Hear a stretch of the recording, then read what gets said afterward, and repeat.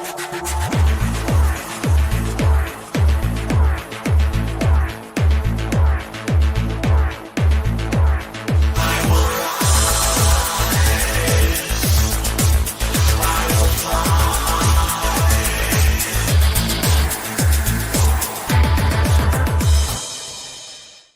welcome to the Sharpe Show. So happy to have you with me this evening, right at 7 p.m. on the East Coast. I'm kind of on time this time. Not often, but this time I am on time. And you're saying, Larry, wait, it's Thursday, and you literally have an AMA here. Yes, you are correct. It's true, because tomorrow I won't be doing an AMA. That's correct. So you might be saying, well, wait a minute, Larry, then what are you doing if you're not doing an AMA? Tomorrow, I will be having a very special Gov Shack. I will have a Gov Shack. I will have a very special Gov Shack tomorrow with a very special announcement. What will the announcement be? You'll have to find out. 7 p.m. tomorrow, there will be a special Gov Shack tomorrow, so you can check that out if you want to. But tonight, I wanted to make sure that I could do at least one AMA, because this weekend I will be away. For those of you who don't know, I will be running around New York State this weekend. I will be at a convention on Sunday and Monday, I think at least.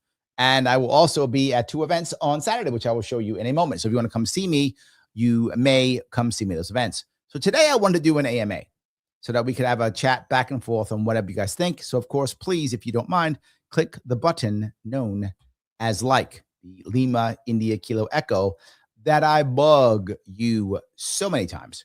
Because why? Because it matters, right? Clicking the like button, as I tell you often, it is challenging because I'm trying my best to grow this, to be seen, and that can be challenging when I have to now, because of legal issues, not be able to mix my marketing together. So it's challenging. If you can repost this, please repost it someplace. And of course, always subscribe to the channel whenever you possibly can. As I said, I will be, hold on, pop this off here. Why is that there? Save, there we go. I will also be in New York this weekend, as I've said before. For those of you who are in the New York State or in the area, please come see me if you would. Saturday, 2 days from now, January 31st, 2 p.m. at Mahoney's Irish Pub and Steakhouse in Poughkeepsie, New York, 6:30 at the Alexis Diner in Troy, New York. You can come on down there and check me out.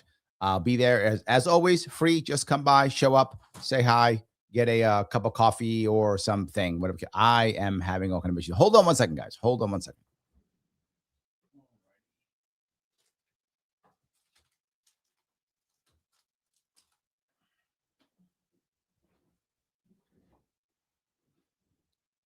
For those of you who don't know, my tech collapsed this afternoon in the middle of doing something and trashed everything. I had to reboot everything, redo everything. So lots of small issues. I apologize for that. But it's live. So that's what happens when it's live. And you just do things. So off we go to this. I wanted to bring up an issue, and that is what people are talking about. A lot of people doing doom and gloom right now. The doom and gloom right now is that the dollar is crashing. The doom and gloom right now is the economy's crashing. The question is it true? Is it real? Or is it doom and gloom? It's always doom and gloom, right? It's constantly doom and gloom. The question is it real or not? And this was recently something that was popping up on Breaking Points, which of course is much more mainstream, all right, than most places. It's independent-ish, but it's more mainstream. It's not like CNN, obviously, but it is still more of a mainstream piece. And this is obviously Crystal and Friends.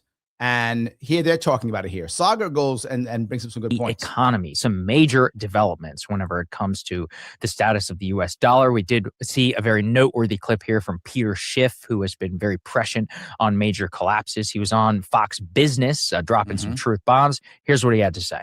And the world is now pulling the rug out from under the U.S. The dollar is going to collapse. The dollar is going to be replaced. Now, I don't want to just say that that's going to happen. People have been talking about the dollar collapsing a lot, right? It's been happening forever. The dollar's always going to collapse. The question is he right this time, right? And if he is it tomorrow?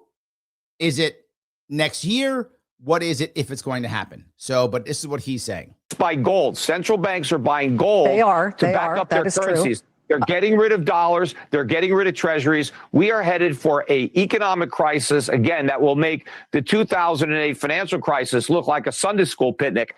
And this is my worry about this, because whether you agree with his outcome or not, his facts are true. Like what he's saying is accurate. That's true, right? There are a lot of people who are buying dollars now, sovereign funds that are buying dollars now. Buying gold, not dollars, buying gold now. There are a lot of people who are buying gold now. That's very true. So this part of what he's saying, 100% accurate. Is his outcome what people believe or not? This is an issue. One of my worries is de-dollarization. I've been talking about this forever. Every single president has weaponized the dollar. Everyone. No one like Biden. Biden did the most damage because of the Ukraine war. He weaponized it more than anybody, right? And I really hope that Trump can end this. He said he was gonna. He has not so far. I hope he ends this and stops punishing everyone with this dollarization piece. I hope he stops. If he does, and we can maybe go back, I would not believe the Schiff. I wouldn't. But I'm starting to believe him. And the reason why I'm starting to believe him is because we're not stopping, right? I see what's happening in places like Venezuela and places like that where we're trying to get more people to buy the dollar. I understand that. That was Libya. And again, this is not a Trump thing. It's a president thing. All the presidents do this kind of thing, force people into using dollars to buy things. I get it. I'm concerned, though. The biggest difference between the crisis that we're about to have and the one we had back then is this one is all in America. All right. So all of this is part. Now, that's the piece that he's talking about, which also worries me. Obviously, it's bad if it's across the globe. But the question is it worse or better if it's only in America, right? And if that's even true, right? There's the other issue. Is it even true? There are two concepts that people think here. Piece number one. Well, the world is benefiting from us going into debt. See, we feed the world. And the second side of it is, no, we're getting crushed here, right? We're getting crushed here. We're not just feeding the world. We're getting slaughtered to where we're getting all the debt. This is not good for us at all.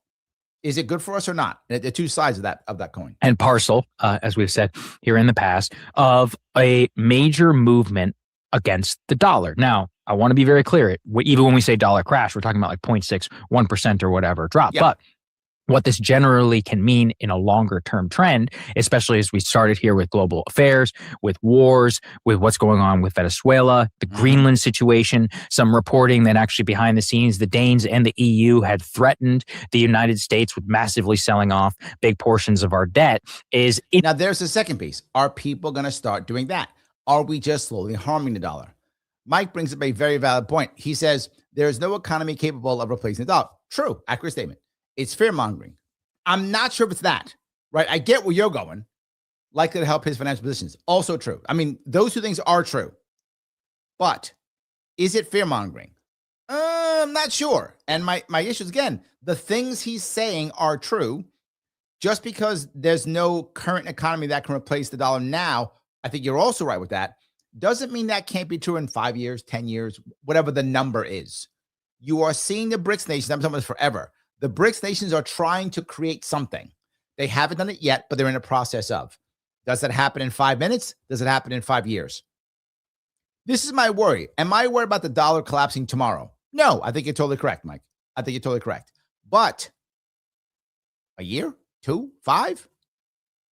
That is my concern. That is my concern. I think a future might be terrible. Instability of reserve currency and the simultaneous spike in gold could lead to some sort of event like this. Peter Schiff is effectively echoing Ray Dalio thought, and I don't even really agree necessarily, but I agree. Phil's hit it. He says could be a basket of commodities. That's what BRICS is trying to build. They don't have it yet, but they are absolutely trying to build that. Phil, you are correct. This is what, believe it or not, what RFK Jr. and Trump together were talking about this in 2024 during the election. They were talking about the idea of trying to put together some basket of commodities to back the dollar. They didn't think it could be gold. I agree. It cannot be gold. There's too many dollars. Gold's not enough. They were thinking of mixing gold and cryptocurrency and all types of things. When I'm talking about in New York State creating a sovereign fund, I'm thinking a similar issue. It could be land leases, land being sold, could be dollars, could be euros, could be gold, could be whatever we can put together to back something, to support something that has more value. In theory, and this is theoretical, you can go back to the old ways of banknotes. What does that mean? Well, if your bank is famous enough every place, it's like a check, right? The banknote is accepted as valuable. Could you create in theory, New York State coin that is backed by the New York State Social Trust? Theoretically, you could. It couldn't exist outside New York State legally because that'd be legal tender. Could it exist only within New York State? It could. It's something you could do if people believed it, if it was backed, right? If you said for every Yorkie, that's what I'm calling my currency for New York. Take that. For every Yorkie, if you put in a Yorkie, you will get whatever X percentage of gold or cryptocurrency or whatever is the thing of the day. I'm making this up theoretically. Could you do it? Yes. And I think that's the goal of BRICS. The goal of BRICS is to create that basket of commodities to make, not to replace the dollar, but to create a viable option to the dollar. I think that is their goal. So thank you for that. I appreciate that. Super Weapons, thank you for the $5. Peter Schiff's interview with Tucker Carlson is a must-see, Larry. Peter's whole outlook has not been if, but when. Yes, you know what? I think I will look at that. I've got a bunch of them I'm supposed to look at. I have not, but I should look at that, right? Because Peter Schiff's been very adamant recently about this. You're correct. It's not if. He is all on board. He's like, it's gone. But so is Dalio. Dalio's like, it's done. He's like, it's over. He's like, it's over. So I'm a little bit concerned here. Do think it is important to air this type of perspective in the midst of all this gold insanity that I certainly don't. Yes. Shelly says silver certificates. I remember them. Yes, you could create that. The question is, will people use it? Will they believe in it? How easy is it to counterfeit?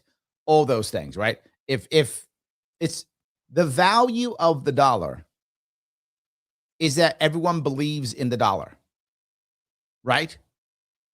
Is that everyone believes in the dollar. That's the issue. They believe in it. If someone could believe in the Yorkie, then it would work. The question is, do we do that? So, yeah. Super Weapons goes on to say, silver is over $100 an ounce. The writing's on the wall. I am seeing it everywhere. I'm with you. I'm seeing it everywhere. Oh, that game going? Is he moving? Go ahead. Go. Understand. Let's go ahead and queue up Ray Dalio, who has been talking about this now for quite some time. A video that he put out just yesterday. Matt, can we take a listen? It's the beginning of the end of the monetary system as we know it. It's not just the U.S. dollar; it's the fiat monetary currencies. So, and for those of you who don't know what a fiat currency is a currency backed by nothing except trust me, bro. And if trust me, bro is big enough and strong enough, it becomes valuable. And America is now a fiat currency. The American dollar is a fiat currency.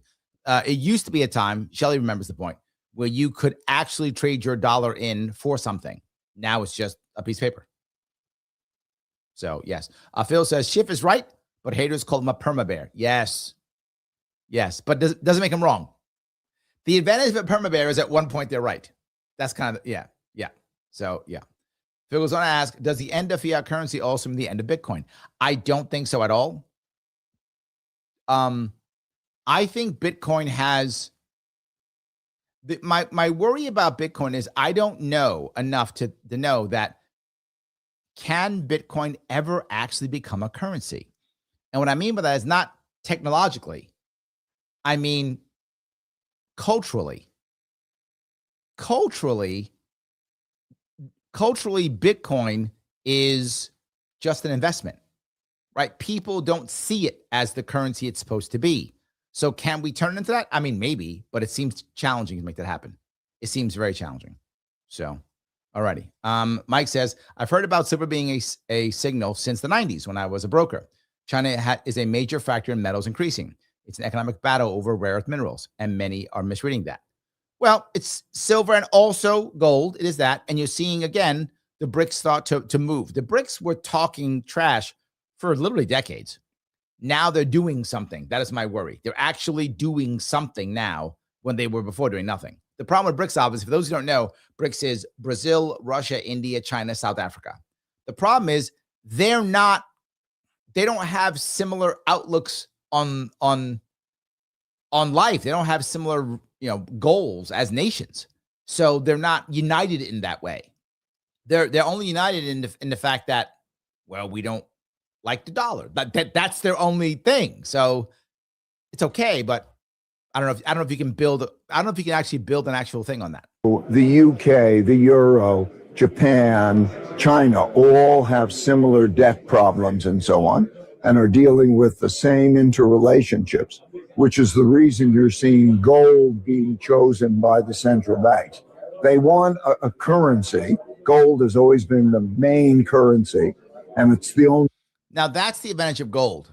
Gold is valuable because culturally, we have always said gold is valuable, and it didn't matter what part of the world you were in, what culture you were in, gold was always valuable. So it's like the opposite of Bitcoin. We've always thought gold was valuable. Gold was money, right? That's always what we thought. So I could see why people would want it. Culturally, it's the safest for sure. Non-fiat currency, in other words, not the currency that can't be printed, that they want. And so that's why you're seeing central banks move and sovereign wealth funds move to gold. And that's the nature of the shift of the monetary system. So, I mean, effectively what he's saying is about a flight from U.S. reserve status in the midst of global instability. So again, I don't fully buy a lot of gold bug arguments and gold standard stuff that I think can go to kookery very, very quickly. But I think he's with you, Mike. Saga's with you on this one, Mike. He's with you. It is undeniable that this massive price spike in gold is not connected deeply to the actions of the Trump administration and of the United States, especially in the last, year or so under Donald Trump, the tariff regime, global instability, and it could be, about flight to. That is my other worry, right? The instability of the tariffs right after Biden weaponized the dollar so much. That's a problem. That's a problem. Notice it says, we the people had half a brain, we would start our own currency and put our taxpayer owned and put our well, okay, let me cover I think what you're trying to say. In reality, we the people could create our own currency if it was within a state. Once it crosses borders, it's against Constitution. Only the Congress can create money, right? For the state, for the nation. A state can create its own internal currency. That can be done. And certain states have it. South Dakota has one. Utah has one. They have their own currencies. They only can be used legally. Obviously, people can do what they want, but it will be against the law if you went across the state. So it would have to be only within a state. In fact, legally, you couldn't even transfer it into a bank outside the state. You'd have to keep it only within local banks. And again, it could be, I like the idea of publicly owned banks or even co-op owned banks, just credit unions. In which case, if it's a credit union within a state, you could have your own currency. Why couldn't you? A credit union could even, in theory, produce its own dollars, right? Of course, you could, or your own Yorkies. I'm calling them Yorkies. You could produce your own Yorkies. You could do that. So I think it could be done. The only issue is how would they want to tax it? I mean, you know what they want to do. But in theory, maybe if it's not actual dollars, is it considered loans? You probably find a way to not get taxed. I like that. So that's not bad. So, alrighty. Let me grab some more of these.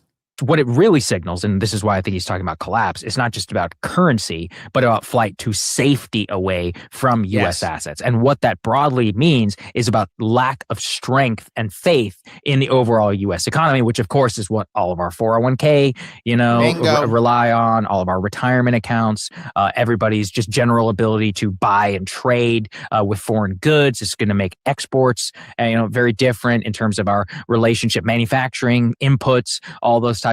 It does become more challenging from a business point of view if you don't have if you have multiple currencies and or currencies that are volatile and or instability. Businesses love stability. I get it, right? You run a business, you want stability. You best chances for you to make the right decisions, best chances for you to be successful, increases the odds, in everything you do. You can act generally accordingly if you have stability. I get it. It makes total sense. But it doesn't mean it's good for the economy as a whole. Rana says that competing currencies. I don't have a problem with competing currencies at all. And that's been common. Most of history, there have been competing currencies, right?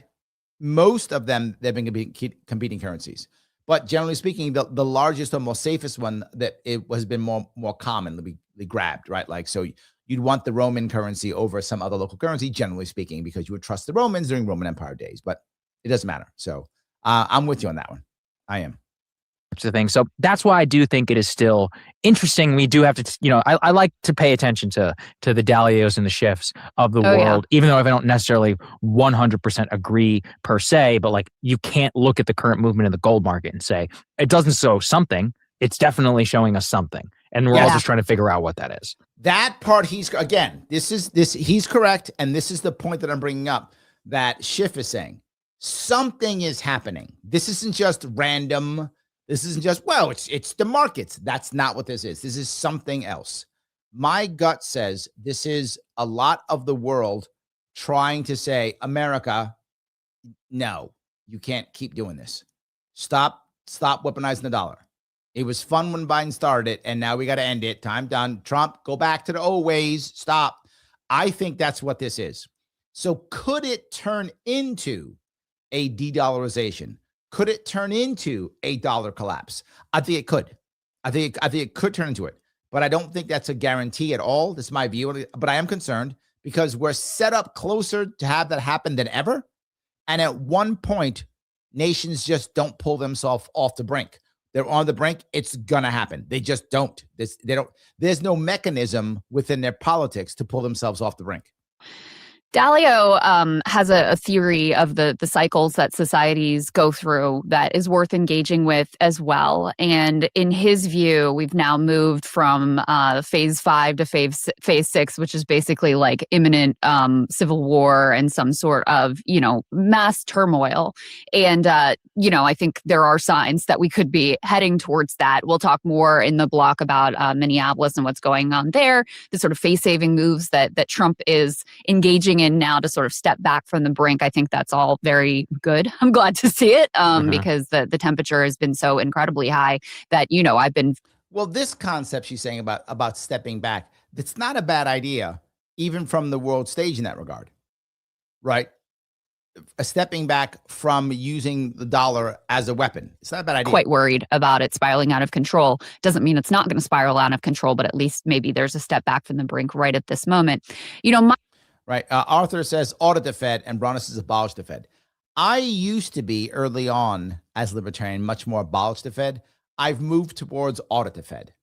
And the reason why I've moved towards audit the Fed is not because I don't want to abolish the Fed. That's not the reason. I feel like audit the Fed is the right step. And what I mean by that is, for those who don't know, the Federal Reserve is not part of the government.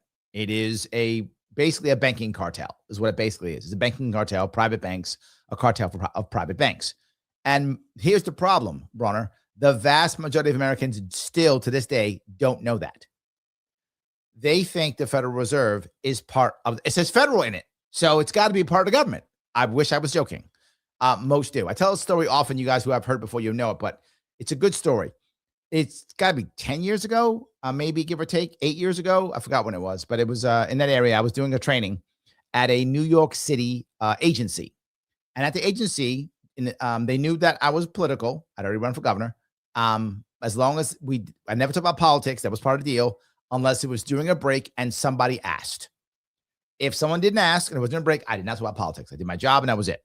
So I'm training them, actually, believe it or not, on things like leadership. I'm doing leadership training. So during a break, I'm sitting there during a break, and the people are talking about the Fed.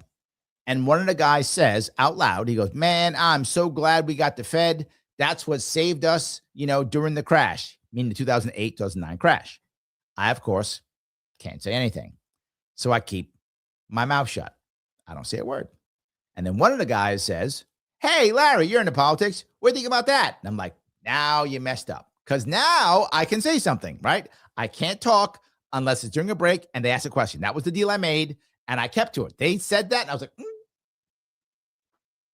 One guy asked, and all I said was, you guys know that the Federal Reserve is a private banking cartel, right? Not part of the government. They went, nah. And I want to be clear. Who are these people in this room? Are they teenagers, right? Are they all over 70 years old, people from World War II? No. These are people, youngest is probably 30, oldest is probably 60, about 20 people, 24 people or so in that area. All of them educated, credentialed government employees. All of them educated, credentialed government employees between 30 and 60. None of them knew that. Bronner, None of them, not one, knew that the Fed is a private banking cartel. They did not know that. How do I know? I said, look it up. Google it. Get your phones. Google it. Oh, my God. Stupid Larry. And they're like, all of a sudden, what? Oh, my God. Oh, my God. They're like, what? I'm like, yeah. You know, it just makes money. It just prints money. Just prints it out of nowhere. No, it doesn't. No, it doesn't. Google it. Oh, my God. It was brand new to them. So how can I tell people, Bronner, to abolish an organization that they think is part of the government and saving us? They believe that this organization is part of the government and saving us. Now, you and I clearly know those two things could not be further from the truth. Neither of those things are true. They're not saving us, opposite. They're not government, opposite. But people believe it still. Again, these are educated, credentialed adults in the largest city in the country working for a government between the ages of 30 and 60. So I want to audit the Fed. Why? Because we actually can't audit the Fed. I'm not making that up. You can't really audit it. Why? It's not part of the government. I can't just do an audit. I have to have a reason, or randomly. I can't just audit a group because I want to audit them.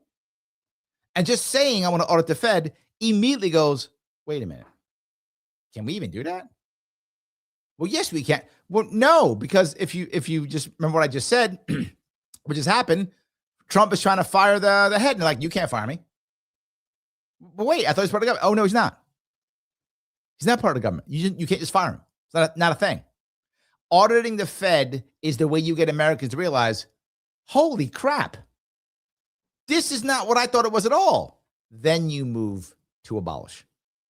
But you have to first audit so people can get it. When the American people get it, you can then go, oh, damn, that's not the right answer. Then you create an actual plan to get rid of it. I think you phase it out. My gut says 4 years.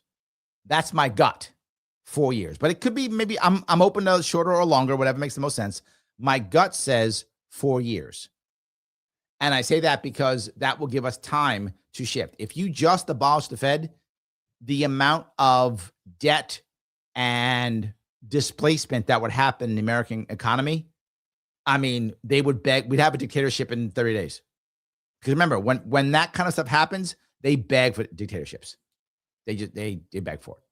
So that's my thing on auditing and my understanding of what this Trump administration is doing right now. And Trump himself and Scott Bessent and others have sort of indicated this. They've laid out their strategy, et cetera. Trump was asked about the decline of the dollar. And when the dollar declines, most of the things that we all buy at this point are imported from abroad. So if the dollar isn't buying as many goods abroad, that means everything's getting more expensive for you. That means whatever you've got in your savings account or whatever wages you're earning, they're not going as far, right? So for your average. Yeah. And the concept behind that, again, I'm not agreeing or disagreeing, but I'm saying that isn't necessarily bad if your goal is to push people to buy internally. If your goal is to get people to buy domestically, if that's your goal, this is not a bad thing, right? If that's your goal, you want to have that weak dollar so that people will buy more internally.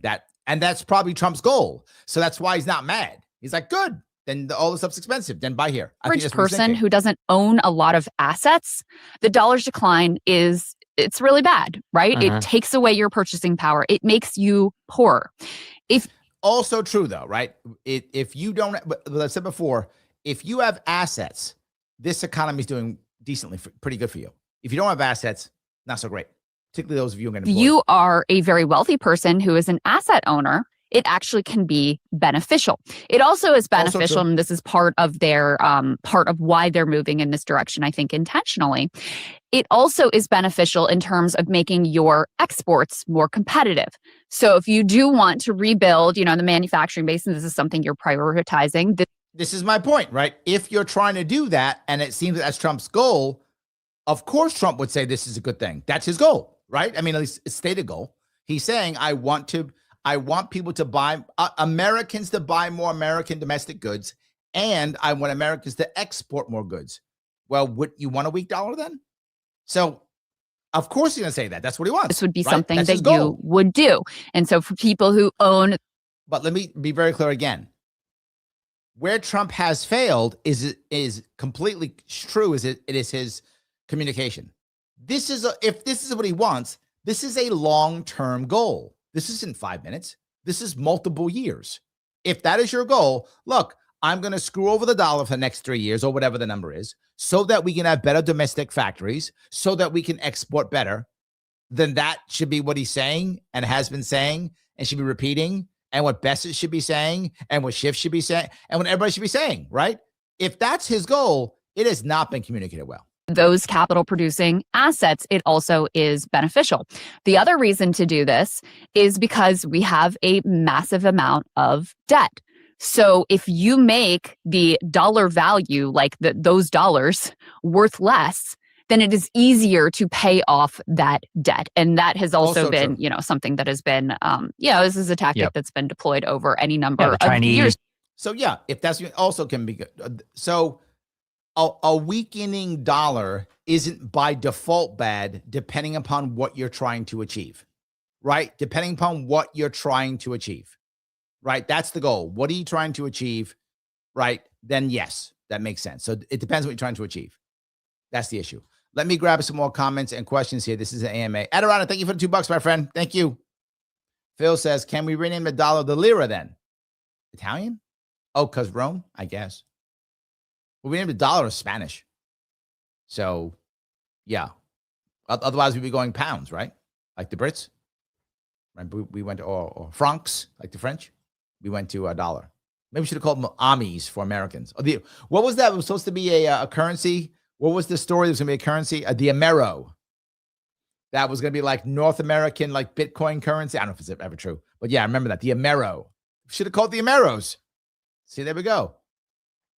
But it's going to cost me 45 Ameros. It's not a bad idea. I like that one. All right, let me grab some comments and questions. I just want to get this going so you guys would see and enjoy and do some back and forth. All righty. Vivek, you talk about Stephen A. Smith a lot. You like him. Could Stephen A. Smith or Jon Stewart be the JFK 4.0 / Clinton 3.0 for Democrats? I think Stephen A. Smith has the charisma, but not the chops. I don't see him having it. He's got the charisma. People like him. He talks trash. He's got the charisma, but you can't only have charisma, right, to do that. Bill Clinton had charisma, right? Obama had charisma, but they were also very smart and they knew policy. Like they could talk about policy. I don't think Stephen A. Smith has that. Could he maybe in the future? Maybe, but I don't see Stephen A. Smith doing that. He has charisma, but that's it. He needs a whole lot more training, a whole lot more everything for him to move there. Maybe in the future one day, maybe. I don't see it. Jon Stewart, yes, he could. He could. Jon Stewart also has passion when he's passion. He has a popular base from being on TV so long. Yes. The worry about Jon Stewart is, can he cross over? Jon Stewart is very popular in a left-leaning base, very popular left-leaning base. Can he cross over to Middle America and also to to the right at all? Can he? And I think maybe he's very smart. So with training, perhaps with the right communication, could Jon Stewart be that person? Maybe. The only issue is for the day, Barack Obama and Bill Clinton were very smooth. Jon Stewart's not so smooth. Stephen A. Smith is smoother. That's what I'm saying. Stephen A. Smith has the charisma for it, but other than that, he's kind of empty. I'm not trying to insult the man, but I'm saying, but that's where his strength is. His strength is in his charisma. I don't think it's enough. That's my gut, Vivek. I don't think that's enough. Could he in the future be trained? Perhaps. I think there's a possibility. Maybe he could be a spokesperson or something, or maybe help out in the campaign trail. I can see all of those. Yeah, maybe. I could see it. Maybe. John, maybe, but John isn't that smooth. That is my worry about Jon Stewart. He's not smooth. He's smart and funny. Guaranteed smart and funny.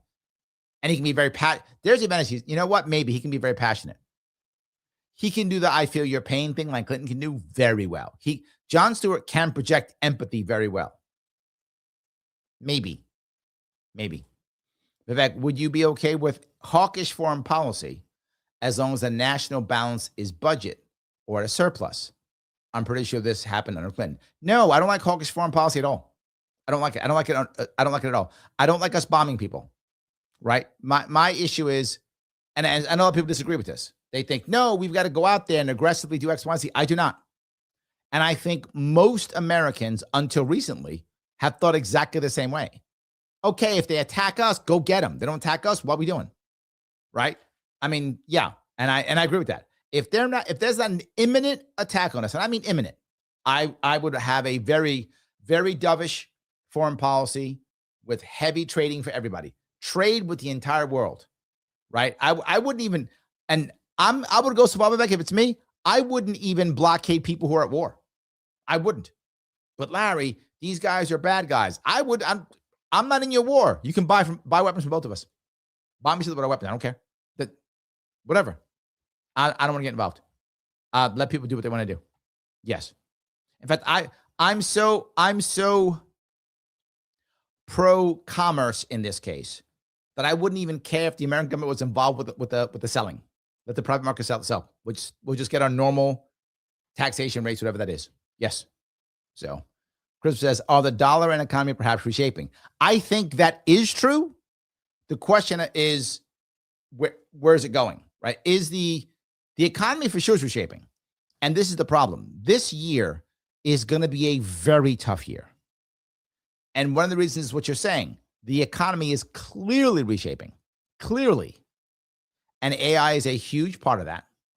So what's the next step? I think most people don't know. And that's the hard part with the uncertainty piece, right? If you knew, if I'm making this up, Christopher, but if you knew, okay, here's what's going to happen. In the next 6 months, these groups of jobs are going to go away, replaced by AI. And then a year after that, these types of jobs will be replaced by robots. And then a year after that, we're going to know that these types of jobs will be available for humans. A year after that, these types of, if obviously we can't know that, but if we knew that, we wouldn't be so worried. It wouldn't be so bad because we would kind of know what to expect. Okay, it's going to be tough now, but then this, but then that. Most people don't know when the jobs are coming back. Are they coming back in 3 months? Are they coming back in 6 years? Which jobs are never coming back? And what new ones are popping up? We don't have an answer. Now, if you're another country where you went through industrialization later than the early ones, you could look at those countries and know, oh, okay, this is what happened with them. That's going to happen with us. So you can now model yourself on the way and know we saw it happen in whatever Britain. So now we can make sure that we can handle that. We don't know. So I think, yes, it is absolutely reshaping. And we don't know how, which is the hardest part. Uncertainty is what drives humans crazy. And the dollar, I think also, because of weaponizing the dollar is reshaping. I think it's 100% true. But again, does it mean it's collapsing? Maybe. So, yes. I hate everything says, Larry, you're going to talk about the New York City $12 billion budget deficit. Are you surprised? Is anyone surprised? There's always a deficit every year. It's just not this much. Generally speaking, it's about between $4 and $6 billion. There's a deficit every year. New York State has a deficit every year. Says it doesn't. How New York State, the federal government versus state versus city. The federal government never has an actual deficit because you just give itself more money. So it just prints more money. The state government can't print money. I mean, maybe it should, because then we could just go into debt too. But no, I'm kidding. The state government doesn't print money. What the state government does, it finds ways of gaining more loans to cover its debt. The state is New York State is supposed to have a balanced budget. It is. I'm not joking. People don't know that, but it is. It's supposed to have a balanced budget. But how it says it has a balanced budget is, can it pay its debts? So New York State says, well, I got this credit that I owe. Here's a new credit card.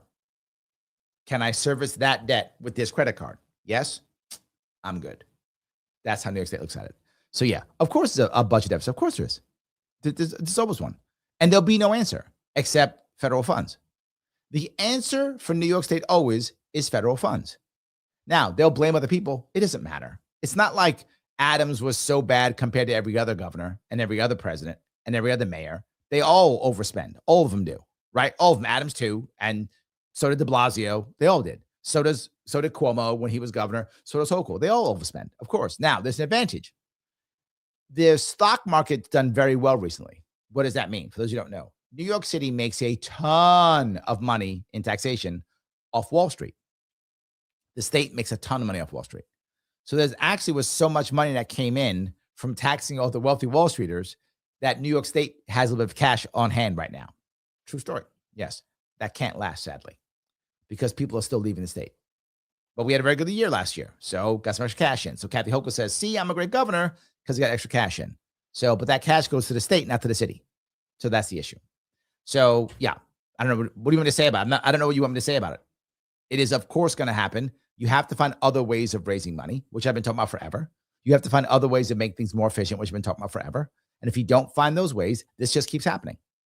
And New York City's budget is over $100 billion. It's like 120 some odd $billion, if I'm not mistaken. Yeah, it's over $100 billion. So it's over it. New York City's budget is like the same as Florida's budget, maybe more, and has like half the people. It's insane.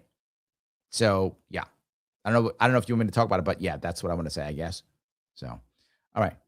Let's see here.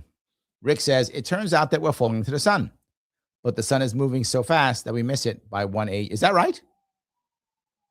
There we go. Patty says, my flabbers are gasted. I hate when that happens. So yes, Josh, you got your Marine shirt on. I do. I was thinking about wearing a hoodie or a sweatshirt.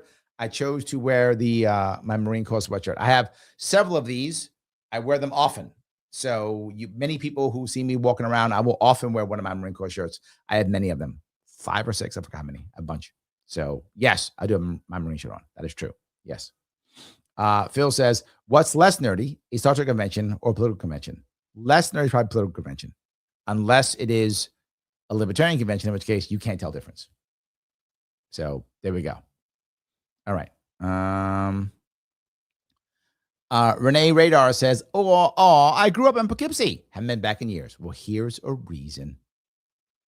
Here's a reason. There we go. All right. Grab that one. So Weapon says, Peter Schiff is best when it comes to what's happening with the U.S. economy. He's actually pretty good. I agree. He's actually pretty good at that. Yes, that's true. So, all right. D says, but Larry, the cupcake press secretary tells me the economy is great, but I have nothing to worry about. Look, the reality of it is, again, the numbers are great. That she's not wrong in that if she's saying that. The numbers aren't bad. The issue is, do you have assets or not? If you have assets, you're doing pretty good. If you don't have assets, not so great. The jobs that we lost last year, over 1 million of them, they aren't coming back this year. Some of them are never coming back. Some are going to change, and there'll be new jobs, but we don't know what they are or when they're coming. The disruption that AI is creating is this year. Disruption is this year. How long will that disruption last? I don't know. And other part, my bigger worry is, of course we should worry. That part's silly. We should worry because we don't know what's going to happen. And when you have millions of people who don't know what to do, that is a recipe for destruction. That's a recipe for, look,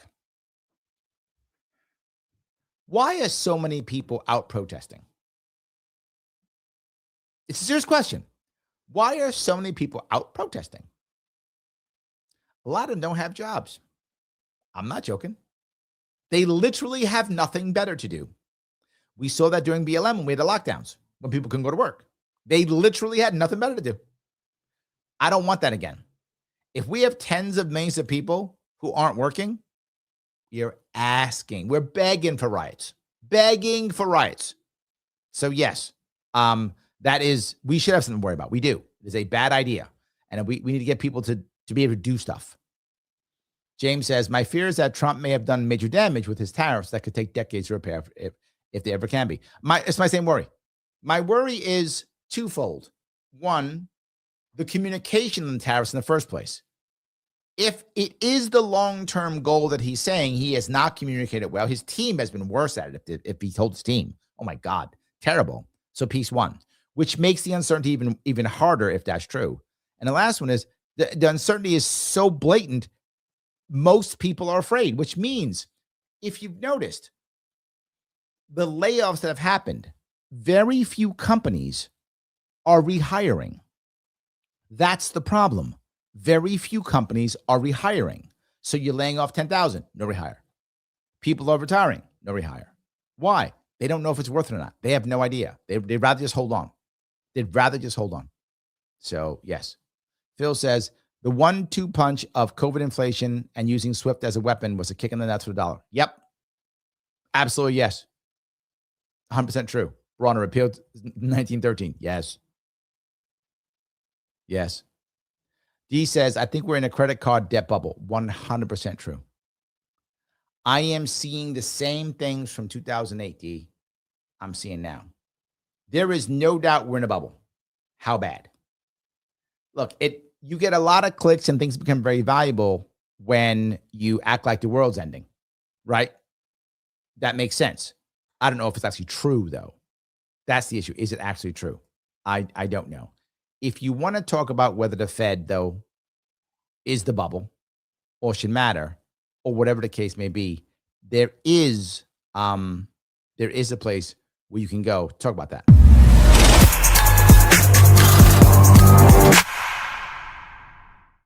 It was civil.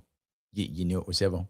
You kind of did. Why? Because it's basically always civil. So yes, it is indeed civil. It is. And here is an interesting debate on End the Fed, the Soho Forum. Yes, talking specifically about two sides, whether you should end the Fed or not. Now, some of you are like, wait a minute, there's a debate. There is. It's right here. The event begins.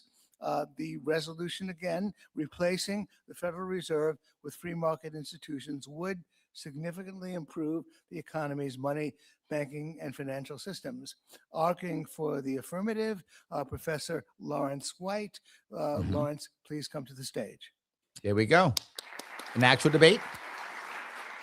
This is in New York City, by the way. Arguing the negative.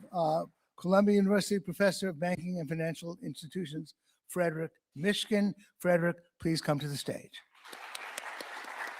Where can you see cool, amazing debates on the Fed like this? It is here Professor on Civil. White, you have. And there'll be no insults. There'll be no attacks. There'll be real back and forth on practical issues, why this matters, why it doesn't matter, how you can fix it, how you cannot, what the problems are. You'll hear. If you don't understand, this is a great place to go.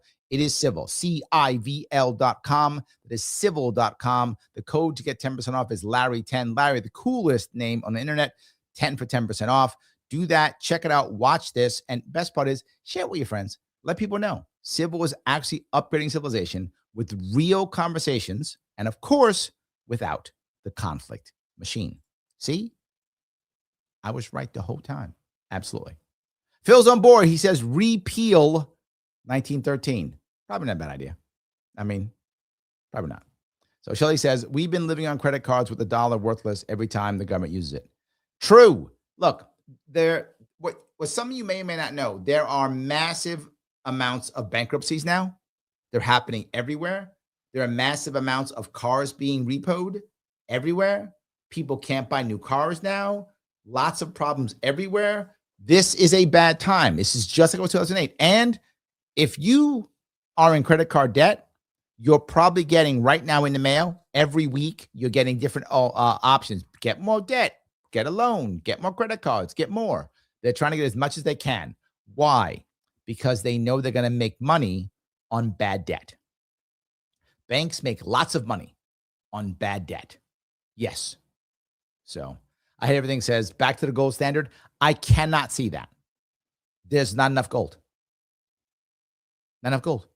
So I think it has to be, to Phil's idea, some kind of basket of commodities. That's what I think is the only realistic future. I don't know what those commodities are, but I think if we keep pushing the dollar, BRICS will come up with something, and that will be our test. Will it work? Will BRICS fail or will succeed? BRICS will create some type of basket of commodities, and if it fails, okay, don't do that. If it succeeds, boom, that's the answer.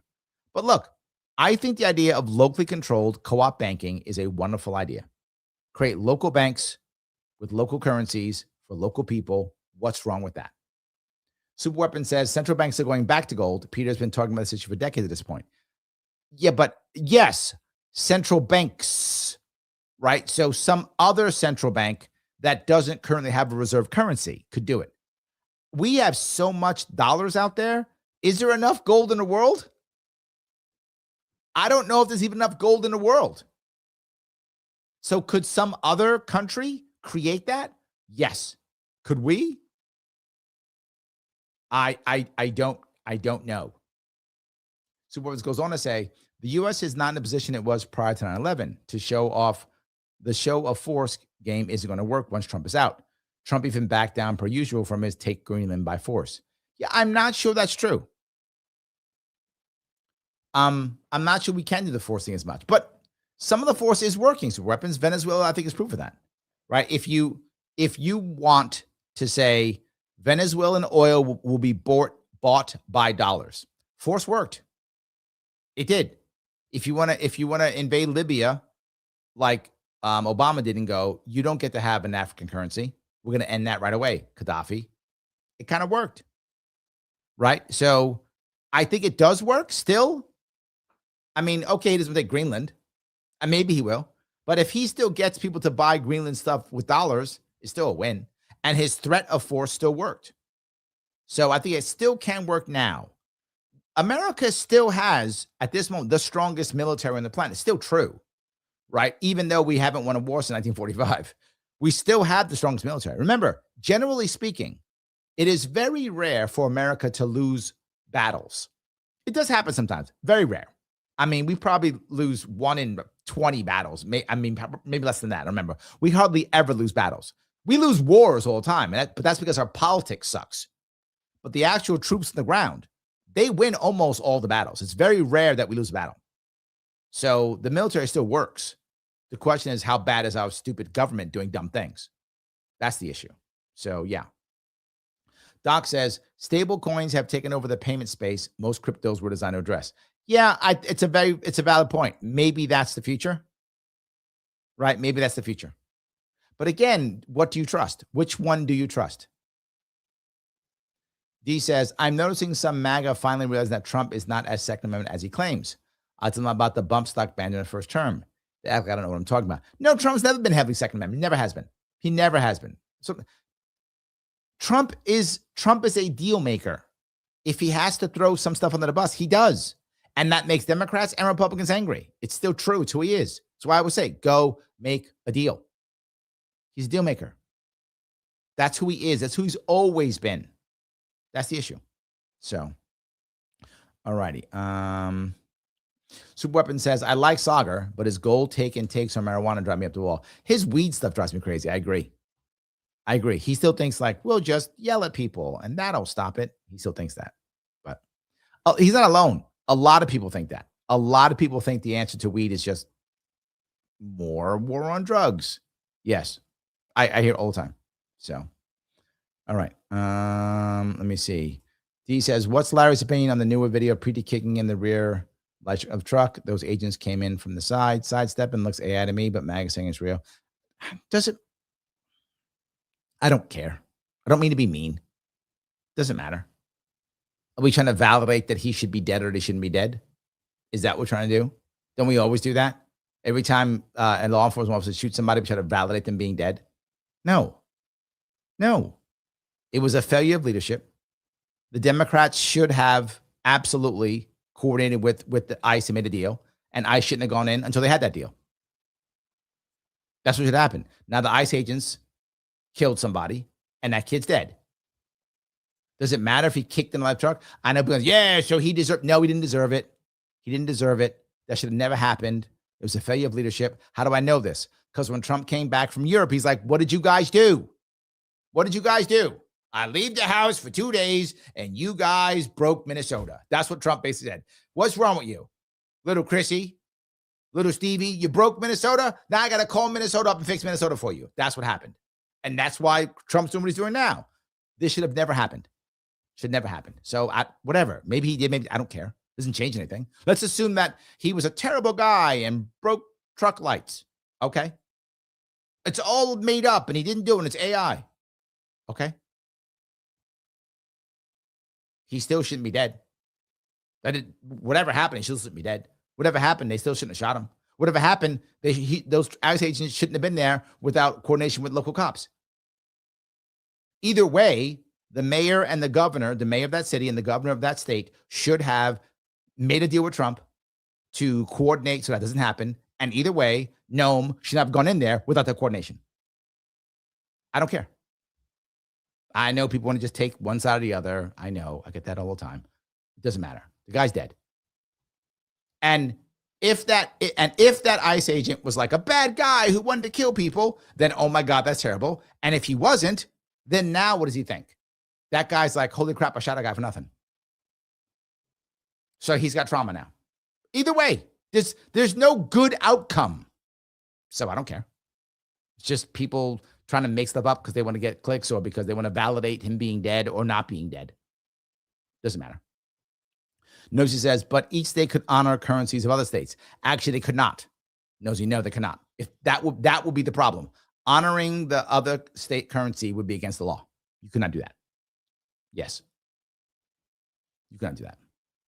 Legally, I'm saying. LM No says, I love the idea of co-op owned banks. Me too. Why can't local people own their own banks? Wonderful idea. Wonderful idea. Yes. So Phil says, I had an idea for a firewood-based bank. It has practical value, and the supply can expand and contract during the year. So does that mean that each note is worth a certain amount of firewood? In certain areas, that would work. Some areas it wouldn't. But yeah, I mean, in theory, what would be wrong with that? I mean, I don't know how feasible that would be, but in theory, for someone to understand, for example, one, whatever, loggy would be, worth 1 quart of wood. I made that up. Right? I'm making this up. That's what it's 1 quart of wood. The question is, okay, what kind of wood? Right? Is it already pre-chopped? Right? You'd have to have a rule of what it actually represents so that if you transfer this in, and then whatever banking organization would have it, would have to have that wood available, right, as their reserve, so that if someone came back with the note to say, hey, I don't want this note anymore, I want, whatever, my quart of wood, that they go, yeah, got you, thank you for the note, here's your wood, go. So yeah, it could work, assuming that people valued the wood, right, or someone valued wood enough that they would be prepared to trade the sheet of paper around. And the second piece is, how do you stop it from being counterfeited? So if I knew that Phil's Bank of Wood Bank, Phil's Wood Bank gives out loggies, how do you make sure that the loggies you give out, I'm not counterfeiting?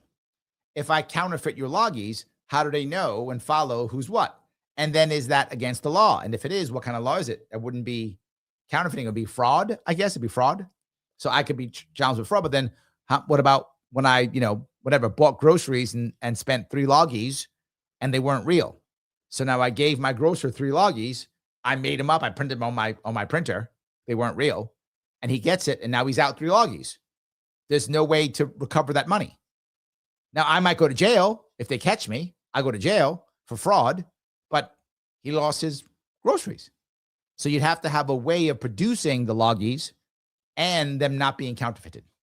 So could you do it? Yes, but it's not as easy as one might think. That's the issue. It's just not as easy as one might think. All right. D asking my opinion. Okay. On the Trump accounts. What? I have a hard time trusting government setting up retirement fund for kids. Oh, those accounts. I guess it's interesting. He's been doing this forever, hasn't he? It's anything that just keeps the system going is probably not that great, but I guess it's something. I'm not that concerned. I'm sorry. Maybe I should care more. I've been focusing heavily on New York State, so I'm trying to not do everything that's the national all the time, and this shit comes up constantly. And half of this stuff that Trump's doing now, he's pushing everything against the wall again, and it just makes everything like someplace else. I don't know. I'm sorry. I don't have an opinion. I hate everything the Sharpe way. So what the economist Richard Werner proposed? Who's he? I guess I'm supposed to know these things. I'm sorry. I guess it is an AMA, so I guess I set myself up for this, but I don't know. Who is he? Hold on. Let me check. And what did he propose? All right. Oh, he did quantitative easing. Is that him? Was I supposed to know that? You fucking geeks.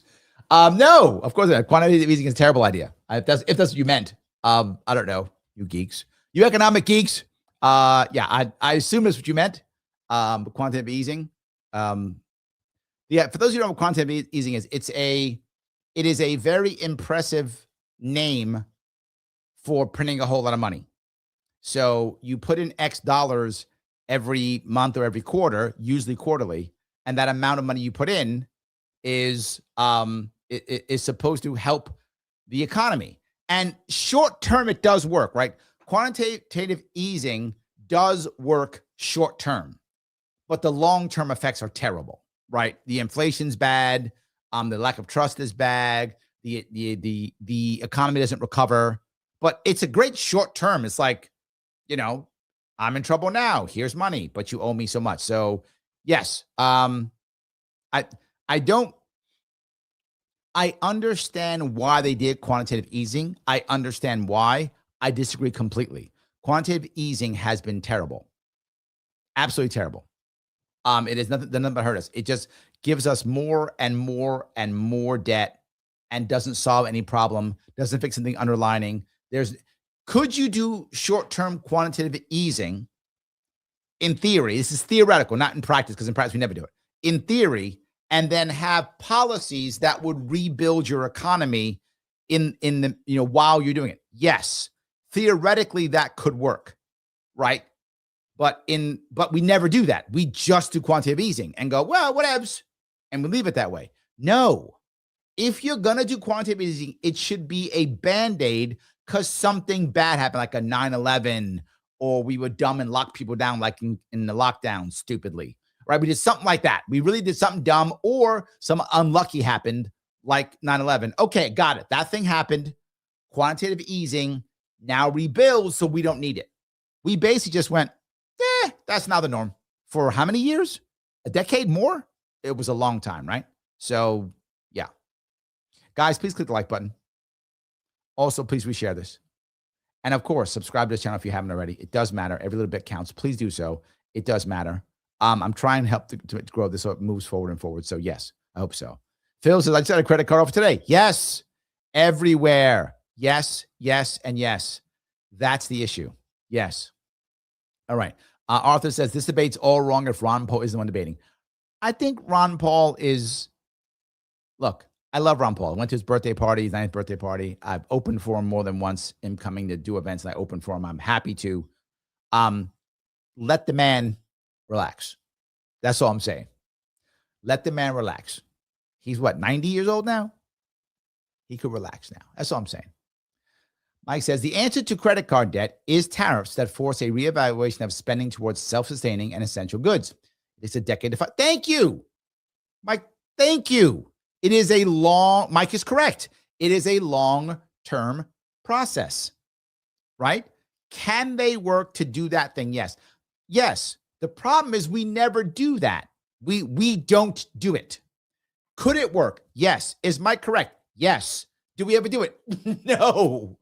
We never do it because if the president changes or the Congress changes or the whatever happens, we never do it. Could we do it? Yes, Micah is correct. We could do it. Will we ever? No, because we never do. I hope. Shelly says, I thought it was in Soho upstate. No, Soho is south of Houston Street. That's what Soho stands for. And NoHo is north of Houston Street. That's what that stands for. So, yeah, absolutely. All righty. I think I covered that piece. All right. We covered that already. Yes. Okay. So I hate everything agrees with me. That's good. I like that. Okay. Here we go. Arthur says Here's something about the economy. A Buffalo bankruptcy attorney told me this week he gets 40 new clients per week. He has turned people away because he has so much business. That's going to, yes. If you are a attorney and you have a choice where to go right now, bankruptcy is the answer. Is the answer. Yes, yes, yes, and yes.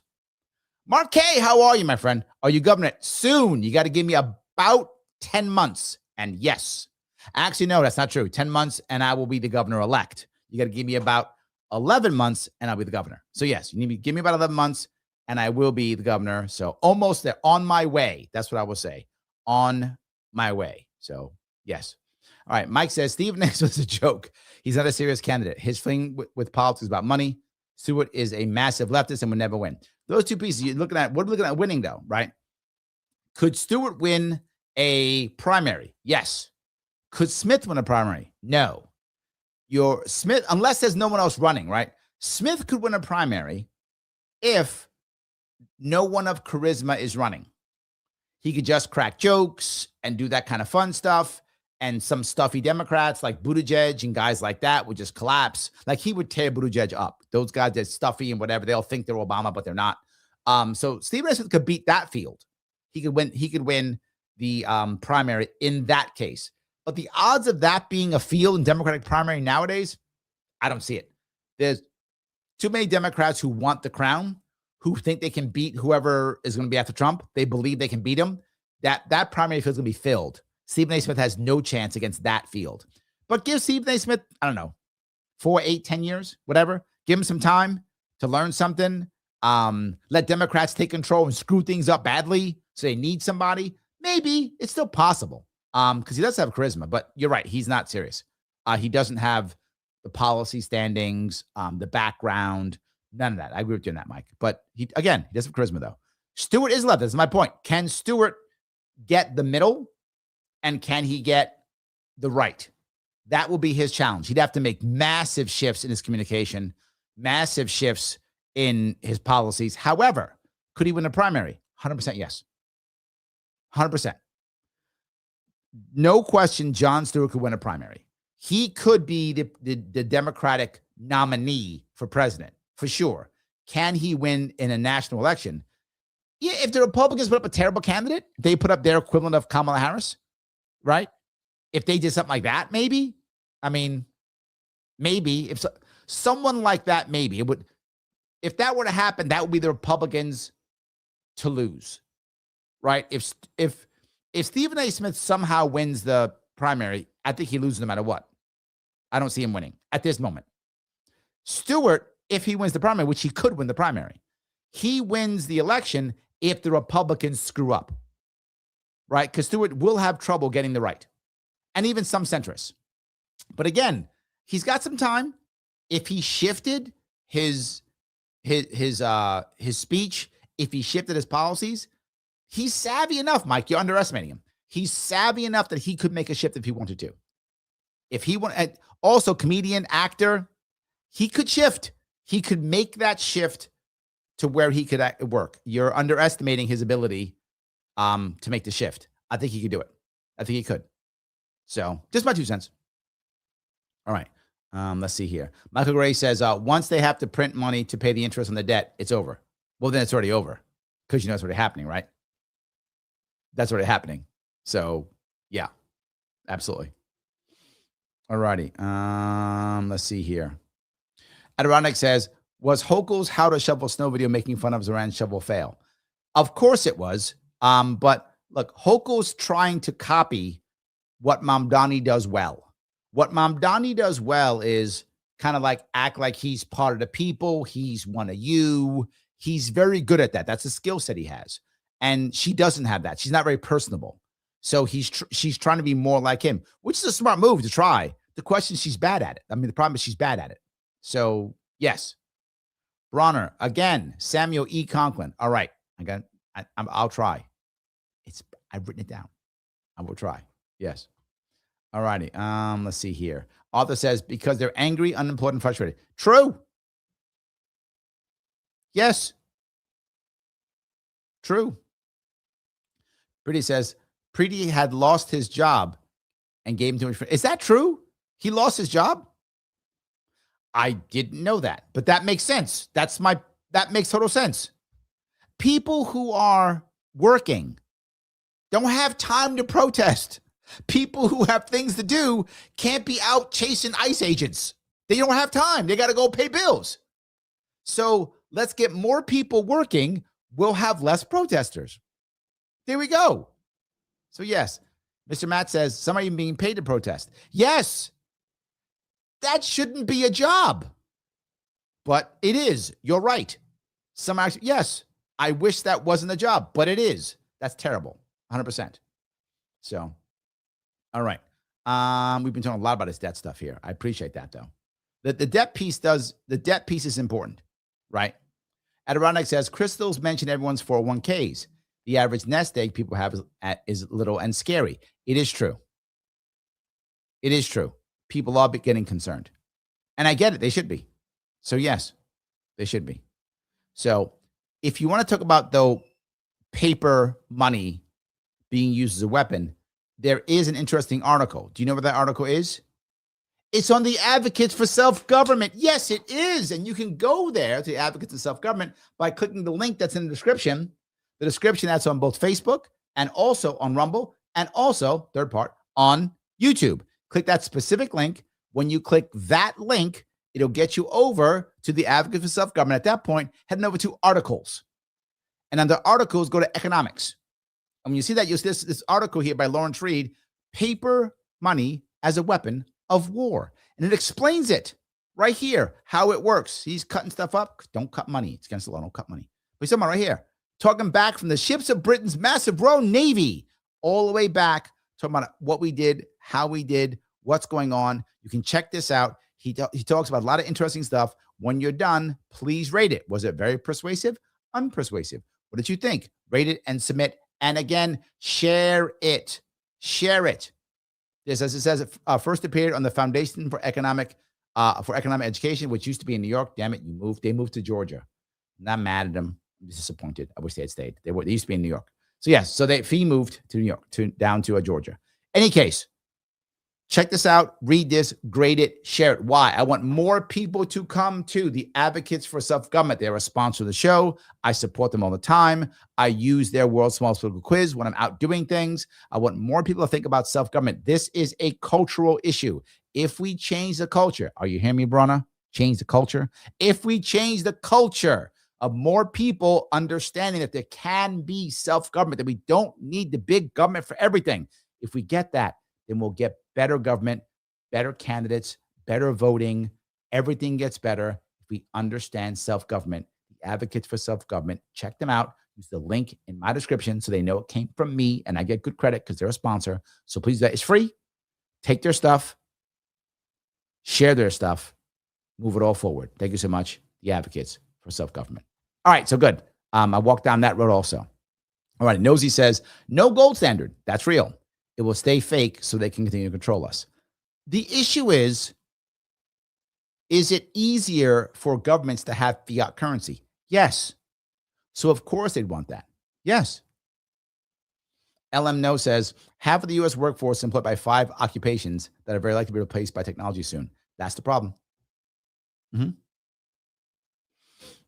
Mike says, also, we are in process of reversing the Obama service economy, which was a stupid idea, but academics like it. U.S. cannot remain service-oriented, but that means changes in culture and ideology. I don't think it was the Obama service. I think it was already happening, wasn't it? I mean, Obama obviously was happy about it and was pushing it. I get it, but I don't think he made it. This was kind of like, I kind of feel like this was already happening, right? Don't get me wrong, I'm a big Obama fan, but I think that was kind of happening. He embraced it. I agree, he embraced it, but I can't blame him for that one. There's lots that I could blame him for. I don't think that one, though. At least I don't think so. So, Phil, thank you for $2. If you feel like it, I sent you a funny video. Funny video? Let me see if I can find it. Did you send me one? Hold on. Let me see if I can find it. Hold on. Let me see if I can find it. And you're making me work, Phil. So why are you making me work? I'm kidding. It's fine. Let me see if I can find your video if you send it to me. Yeah? All right. Hold on. Is it a funny video? You say it's funny. It doesn't mean it is. So, I don't know if I can play it. I don't think it will play. Let me see. And I can't play it. So however you sent it, my computer said no. So my computer said no. Sorry, Phil. My computer said no. And I'm nowhere near savvy enough in my computer to fix that. So sorry about that. So yes. All righty. Nosy says food is what we should be concerned with, not currency. We can't eat currency. Yeah, but the problem is unless we're all going back to becoming farmers, we have to have a way to purchase that food from farmers, right? Now, if you want us to go back to farmers, that's fine. I'm not against that. But the issue is you would have to somehow, get us to go back to be farmers, or you have to have a way of paying for it, which is currency, right? Somehow. So, yeah. All righty. Oh, okay. I did find, okay. I got it. I did find it, Phil. Sorry. I did find it. I'm lying to you, Phil. I did find it. Hold on. All right. This is a video that Phil popped up since he wants, is AMA. So I'm going to show it. Let me show it. All righty. Come on. Is it getting bigger? It's as big as it gets. Okay. It's big as it gets. Sorry. It doesn't get any bigger, guys. Ice cold. All right, time to clear out some bad ideas. First up, socialism, bullseye. Next, authoritarianism, and gone. 2 for 2. Freedom wins. I won. Freedom won. Who's this guy? We need guns. Guns. Lots of guns. Time to clear up this ice jam. Clear up ice now. That's the answer to Kathy Hochul's shoveling thing. That's the answer.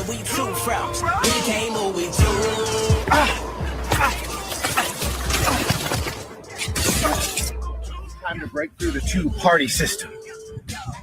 Folks, every winter you see those safety videos about shoveling your walkway. Cute. We're Marines. We dig supply lines. 6 feet of the white stuff, straight to fighting depth. Step 1, bend your knees, not your back. Step You do need 6 feet. That's true. 2, switch sides so you don't smoke one arm. Step 3, keep going until you get that same. Ready for the throw? Ready. 1, 2, 3. Gotcha. Perfect. Lake Placid never disappoint. Couldn't ask for better ice. And a better partner. We'll hear them cheer from here.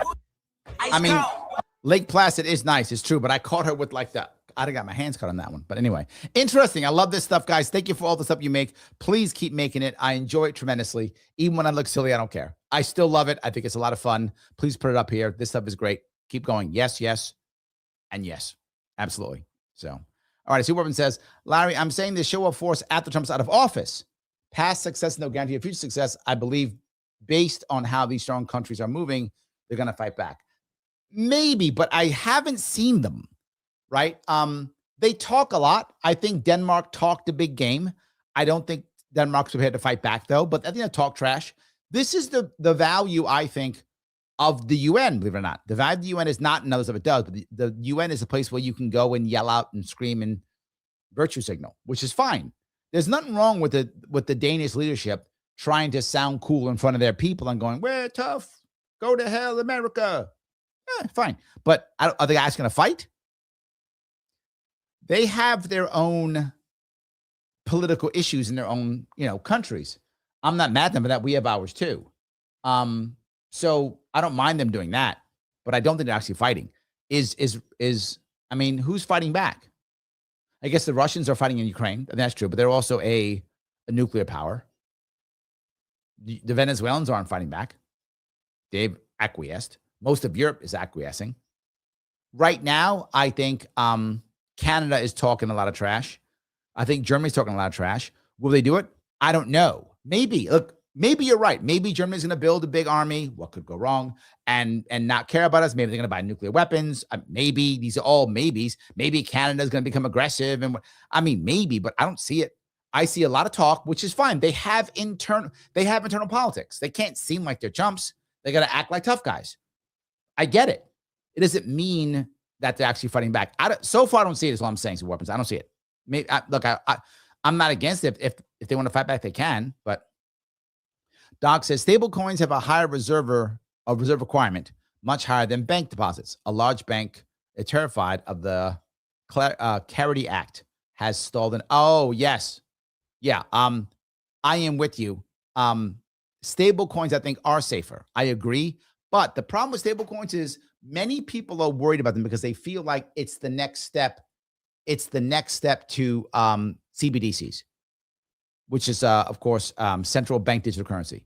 That is my concern. So, yes, that is my concern. So, all right. Let's see here. Okay. Captain says, a reminder about another of Larry's points. We need more energy production to support crypto and AI. Yes. Power generation for the country has been basically flat for 10 years now. Build nuclear in New York. Yes, yes, and yes. Yes. That's absolutely true. I keep saying it. When I first started talking about this in 2018, I wanted 3 nuclear power plants. Now I want 12. I've changed. I now want 12. When I first started in 2018, I wasn't concerned about local ownership. Now, local ownership. I want local people to be able to have something. The reality of it is, we have to stop thinking about income for people. I know it may sound silly, but hear me out. People in this world are wealthy, not because they have high salaries. People in this world are wealthy because they have assets. You can be well off because you have a high salary, but then that salary goes away and you're in trouble. That's why we have record bankruptcies now. People going bankrupt all day. People who make $500,000 a year are going bankrupt. Why? Because they basically have a bunch of money coming in, but they have no real assets. They don't really own much. So we want ownership in infrastructure. We want local ownership in hospitals, in nuclear power plants, all those things. So yes, yes, and yes. D Nice says, hey, Larry, is the male loan epidemic a thing? Only a thing because of podcasts and people leaving, learning about taking the pews. Okay. The male lonely epidemic is a huge thing. I've talked about it many times. Why? Every time some crazy guy needs an army to do bad things, the people who fill that army are always disenfranchised men. Every time. Every time. Whether it's Mao or Hitler or Stalin or Mussolini, it does not matter. Who is going to fill those ranks? Who is going to build the camps?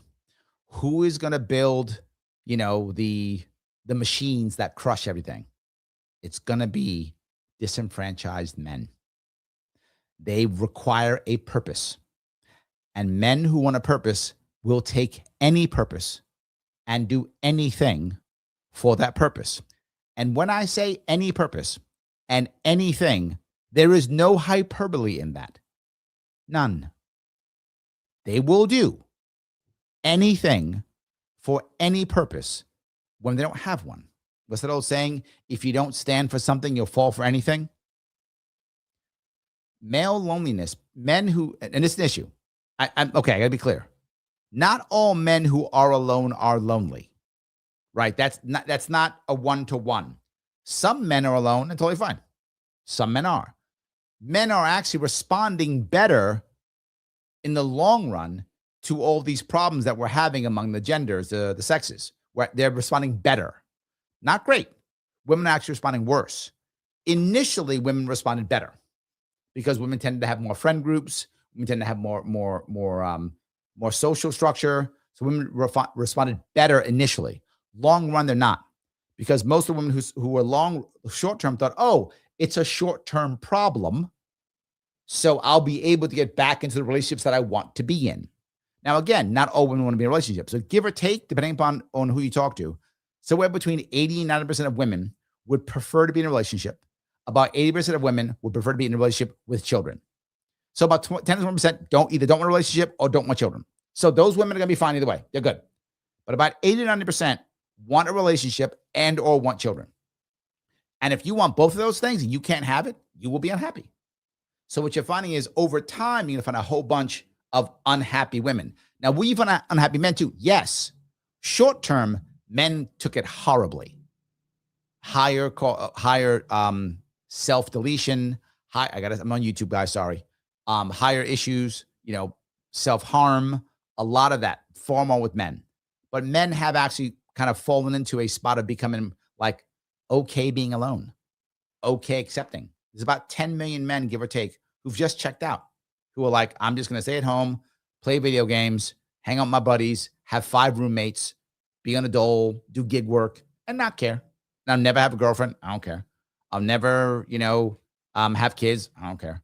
So long run, men are actually doing better. If you look at historically, most men didn't procreate. Historically, most women did. You go back thousands of years, the top men would have multiple wives, multiple women, and would procreate. And the men who weren't of status or stature would not procreate. They'd have their women, unless they were able to use professional women, which, again, you're seeing a rise in that also. A lot more professional women, if you know what I'm saying, professional. You're seeing a lot of that also. Men who aren't going to get a girlfriend, they'd rather use someone professional. Or nowadays, AI girlfriend becomes the issue, or AI sex buddy, right? Whatever. They have that instead. So it is still a problem. It hasn't gone away. And the biggest worry that everyone should have is whether you have someone in your life who is that way, or whether you care or not, is that when the next bad guy shows up saying, I'm going to take over the world, or whatever story he tells, the people who will put on the armbands or put the brown shirts on or the black shirts on or whatever shirts on that they're going to, whatever color they pick, whatever shirt, it will be disenfranchised men. So we should have as few disenfranchised men as possible. Disenfranchised women go protest versus men go play video games. So yes. So with that in mind, taking the pews, as you say, is never going to stop. They're always going to keep trying to do it, but it's not going to work. Not in America. It's too much in the culture. I went long on that, but I hope it makes sense. So, Bronner, the dollar has lost 98% of its value since the Fed was forced upon us. Is the dollar collapsing? I'd say it's all fake. These haven't told us yet. I think it is collapsing. But the question is, the actual collapse in the dollar is when people don't believe in it anymore. That's the issue. Michael says, what about the commercial real estate crisis? It's been there forever. Since our stupidity of the COVID lockdowns. We are going to look back, 20 years from now, whenever it is, at the COVID lockdowns as humans and be like, how stupid were we? Jesus, these guys were dumb. They did that? Who thought that was a good idea? Now we're still, half of us are like, it was great. People were dying. They were that. Another half are like, that was dumb. Whatever, 50 years from now, we'll look back and go, that was insanely stupid. The amount of damage that was done from the lockdowns was far more, by magnitudes more than the actual disease, the actual bug. Far more damage from the lockdown. It wasn't even close. So one of those things is the real estate crisis. People might go, but Larry, they were already having an issue. They were. But what was actually working relatively well was we were slowly transitioning. That was happening, Michael. As you know, we were transitioning to this world. We transitioned overnight. And when that happens and culture isn't ready for it, there's punishment. There's all kind of problems. It's not the right answer. So yeah, the actual problem now is you have big businesses that are going to say, I don't want this building anymore. You're seeing it happen already in New York. They're dumping buildings. Just going, take it. Just take it. I'm not joking. They're like, I can't afford it. I can't afford to maintain it. Bank, take it. And the bank's like, I don't want this building.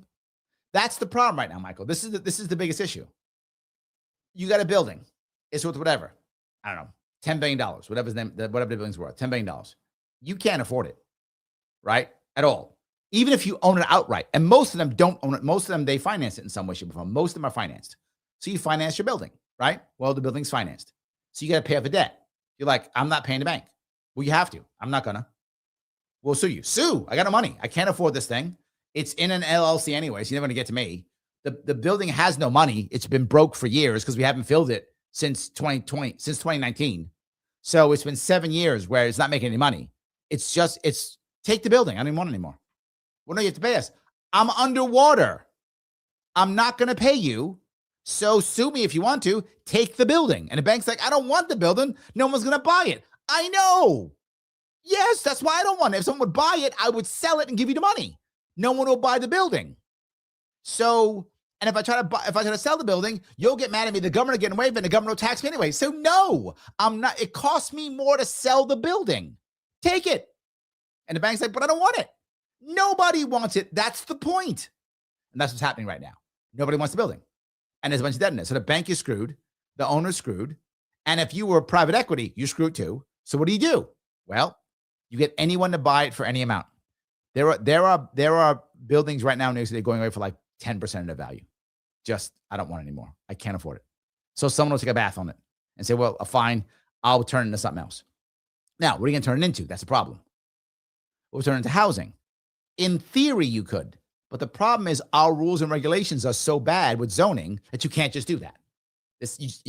And the problem is the reason why democratic cities fail, there's many reasons. But the number one reason why is that the people who run the bureaucracies care only about the bureaucracy and not the outcome. The outcome's irrelevant. I'm not joking. So someone go to the people in their building department and go, hey, this building is literally going to just sit and do nothing. It's going to just gain rats and bugs and vermin. And but code 772 says this. I know, but 772 says that. I don't care. Then end the code. And there's not a judge in the state that will go, well, it's a terrible code. Our judges in New York State, they just follow the law no matter what. They don't care how stupid it is. They don't care how bad it is. Their concept of interpreting a law, they have forgotten that. They just follow the law like robots. They'll go, well, the law says that. Okay, I know, but it's a disaster. It's going to wreck. It's going to destroy not just this, but it's going to destroy the entire value of the entire block goes away because you won't let me sell it because of Rule 772. I made that rule up, by the way. Yeah, I know, but Rule 772. That's my state. So things are going to be very bad, and people just taking baths everywhere. Another reason for bankruptcies. This kind of stuff. The commercial real estate crisis is terrible. They have to simply take these buildings, and you have to rebuild the entire thing. Why? Okay. Because of our other rules that we have. So if you want to make a building into a residential building, each apartment has to have X amount of window space. Well, you built it as a commercial area. You may not have it. X amount of plumbing. You don't have that in a commercial space. Y amount of this, Z amount of that. You don't have that. So you're gutting the entire building, putting in everything new. And when you put everything new in, what does the bottom buildings come in? Now everything new, so now all the new rules apply. Well, I can't afford that, so I'm not doing it. So it sits there. So it just sits there. Eventually, some governor will have to say, stop it, build. Stop it, build. But the rule are, I said stop it, build. If you say Rule 772 again, you're fired. Some governor has to say that at one point. That is not Kathy Hochul. That is not Zohar Mamdani. That's not the person. That might be Larry Sharpe, but it's not them. So anyway, I hope that answers your question. So, all righty. Let's see here. Nosy says, anything that rots is not a good thing to back currency with. True. Absolutely. Other says, should there be one global currency backed by oil? Is that crazy? Obviously not forced. It's an option you can choose to use. Look, I'm not against anybody creating their own currencies. I think if that's what please, great. Create your own currency. I love it. Create your own currency. What's wrong with that? I hope so. Maybe people like it. We're going to call it the petrodollar. We're going to have that. The petty. We like that. That's good. All right. Ellen No says, thank you for the $5. My boyfriend hosts a jiu-jitsu class for local law enforcement. Nice. Only a few people show up, even though it's a free class. How can we encourage participation? I think how you do it is you have to go to union. And you go to the union and you tell them that if they take a certain amount of classes, that they will have a discount on a union dues, similar to an insurance company. What I mean that whenever a cop gets in trouble and uses deadly force, the union has to support them. That's unions paying for lawyers, unions paying for X, union paying for Y. So if a cop uses jiu-jitsu instead of pulling out their firearm, well, that's one time that the union didn't have to pay for lawyers and such. So the union will have to pay less dollars. So get the local union to agree that if they take X amount of classes or whatever, there's some discount on their union dues. You get that to happen, make a deal. Now, if you want to, you can give a discount to them in general coming to the class, and you can actually come back if you want. In other words, you can have them take the class, don't make it free, right? Charge for the class, make it a full course, whatever it is, backed by the union. And in theory, the union can back it, and you can get some cash back. The union gets cash back at the same time they're giving it up. It's basically free. I know, seems like a scam. It is, but it can work. Hope that's helpful. So yes, that's one way. The other ways, the police, the actual police force could do it. Because remember, the town could do it. If the town pays when a police officer screws up, the town may be okay doing it. Right? The town may give them some discount, some benefit, some bonus, whatever. If a town has benefits, if the police force is hired by the town or the city, and the city gives them some form of benefits, they may give them benefit on that if you give them that. So you want some other institution to back you up, is what I'm guessing what I'm trying to say. Whether that's the town, the city, the union, whatever. That's the best bet. Hope that helps. All righty. Let's see here. I grabbed that one already. Okay. Okay, Brona says, I think Phil's idea about firewood as currency is nice. It brings me back to competing currencies. If it has value to people, let them use it. Yeah, but there is, they'd be challenging with it. But yes, I think you could do it. I'm not against any of that. Oil too. But if you do it, the advantage of the gold pieces, we knew what it was. It was crystal clear, the amount, how it was going to be given. It was crystal clear. Something like firewood or oil, you've got to be very clear on what kind of oil, what kind of wood, how are you delivering it? Is it in a barrel? You'd be very clear on this. You could do it, but you'd be very clear. And again, the next piece is you have to deal with counterfeiting. Those two things.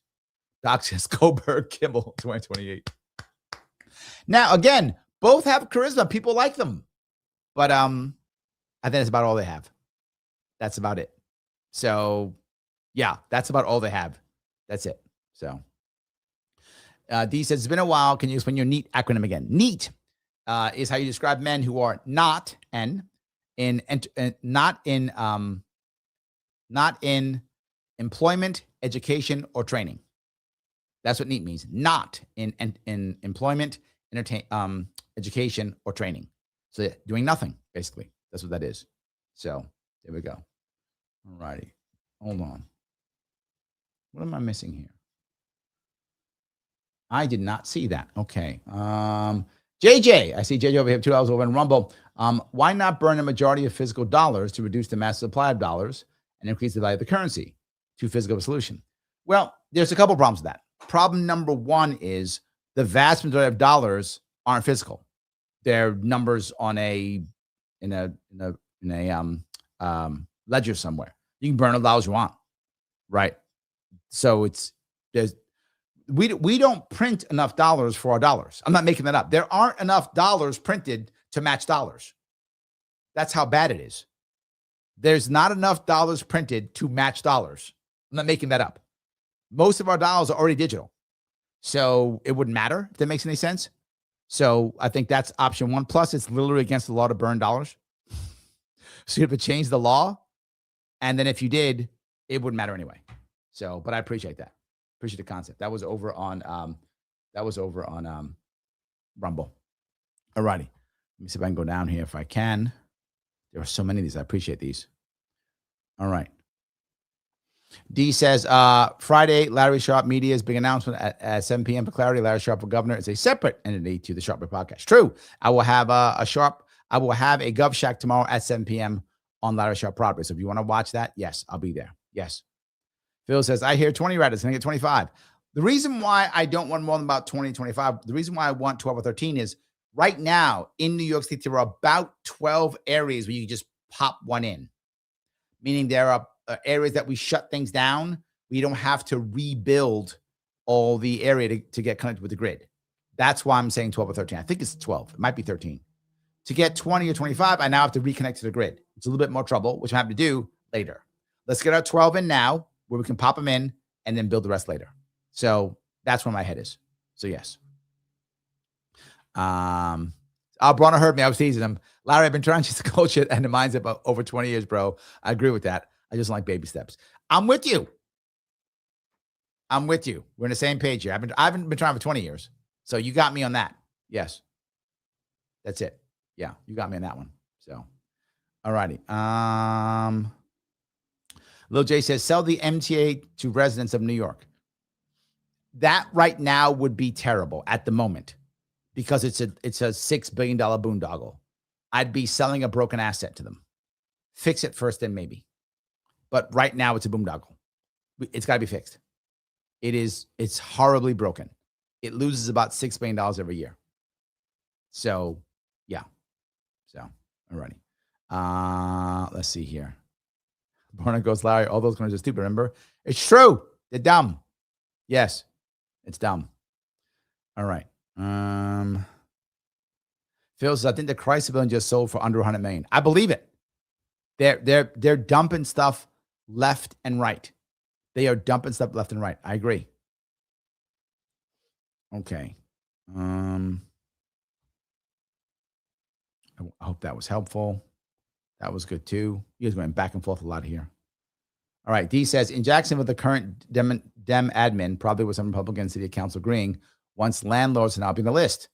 These same people are saying housing is human right and want rent controls here. Yep. Because you know what always works? Rent control. With the exception of never, it works every time. That's all I'm saying. Yes, that's all. All righty. That was good. Mass Manalo says, Larry, how familiar with Jose Vega? Any common ground there? I like Jose. He's from Bronx. I had him on my show before. I know Jose. I met him more than once.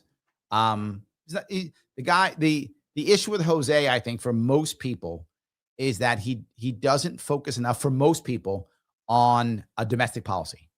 Jose Vega is heavy on international policy and not very heavy on domestic policy. And I think that would make him a more well-rounded politician if he would have a heavier focus on domestic policy. I think recently he's gotten better at that, but traditionally he's known as the foreign policy guy. So I think that would be helpful. So hope that answers your question. So, all righty. Where was I? It goes on. Ask him if I can give him pointers. Hey, if he wants to talk, I'm happy to. Yes, absolutely. Borna says, AMA, Larry, would you consider a brief intermission during episodes? I'm old and my bladder refuses to let me enjoy this show without pausing. I've actually done 8 hours straight, believe it or not, Borna. No bathroom break. No food break. I have. No breaks at all. Straight 8 hours through. Talk the whole way. Yes, I have done it before. But I would consider it, sure. Maybe. My worry is if I stop too much, I'm going to play music or something because people will leave. So, you know what? Maybe I will take some time and see if I can get Phil to make me like a cool 2-minute video.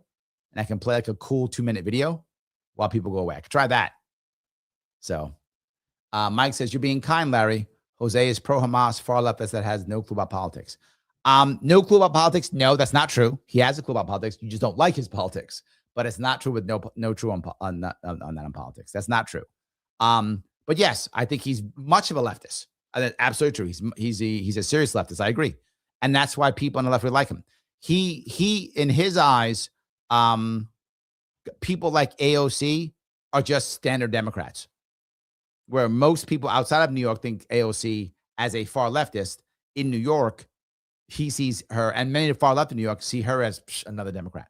So yeah, it depends on where you live and what you do. But he absolutely knows about politics. I think that's incorrect. But he's absolutely and he's anti-Israel. He does not like Israel. And of course, everyone who likes Israel says to be anti-Israel, you're pro-Hamas. I know, but no, he's absolutely anti-Israel. That's true. He's absolutely anti-Israel, and that's my issue. See, Mastermind says pro-Palestinians, but pro-Hamas. He's not. Mike says about everybody. Mike says that anyone who doesn't like Israel, he says pro-Hamas. Not just Mike. All the hardcore Israel supporters say that shit. If you say anything bad about Israel, you're pro-Hamas. They all say that. But no, he is absolutely leftist, and he hates Israel. Absolutely true. Yes, he does. That part's absolutely true. So yes. Any case. Okay. I think I grabbed that one already. That's good. All right, good. Okay.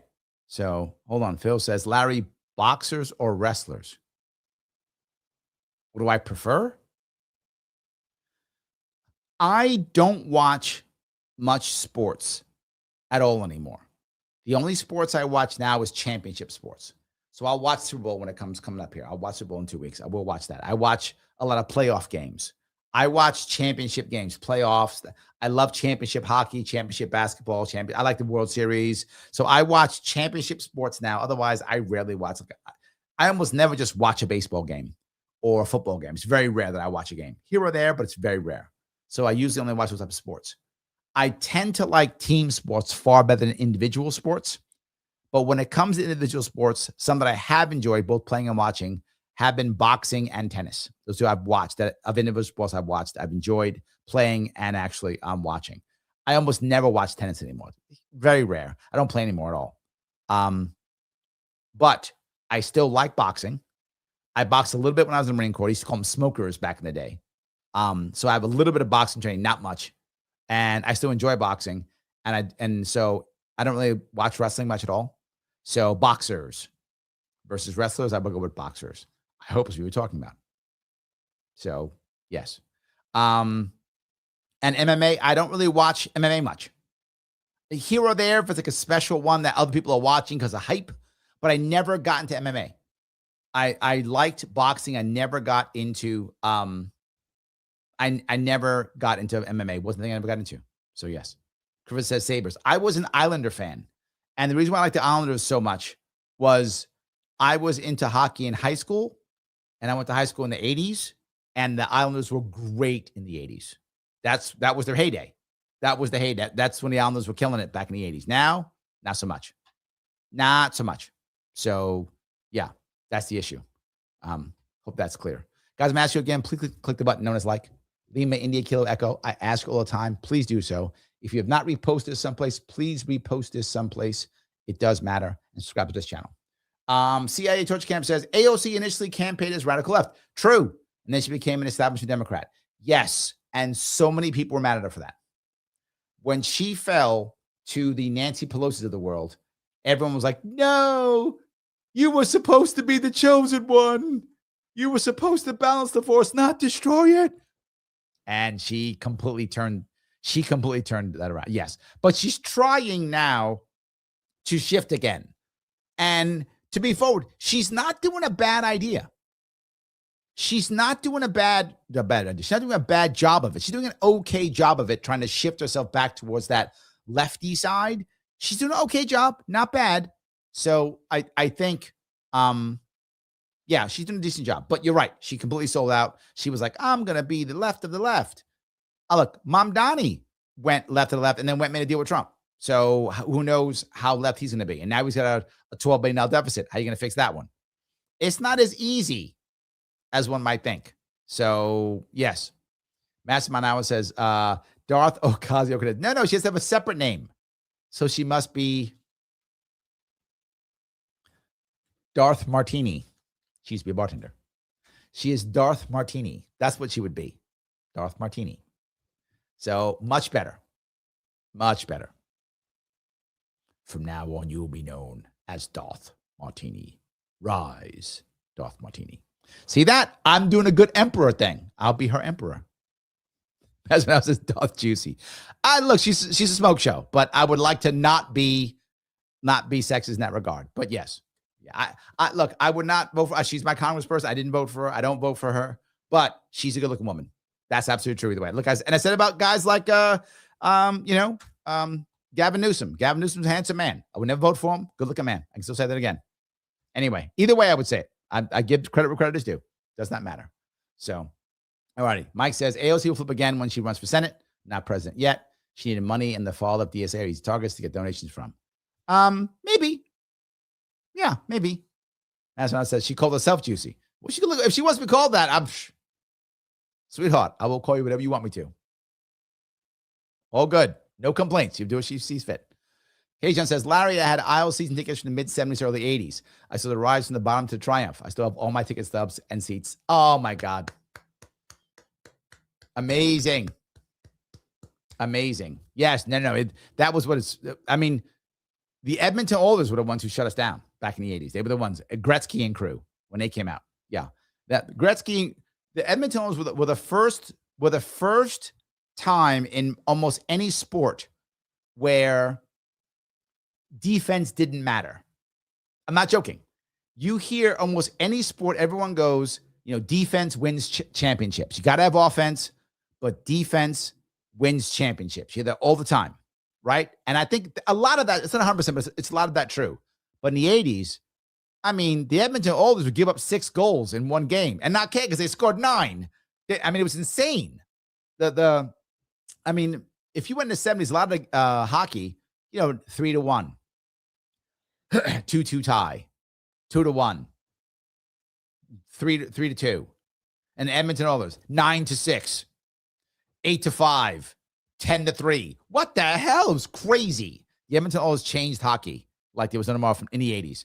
And the Islanders just couldn't swing with that. I mean, the Islanders were a great team and they had great defense, but it didn't matter when you got guys like Gretzky hat-tricking every other damn day.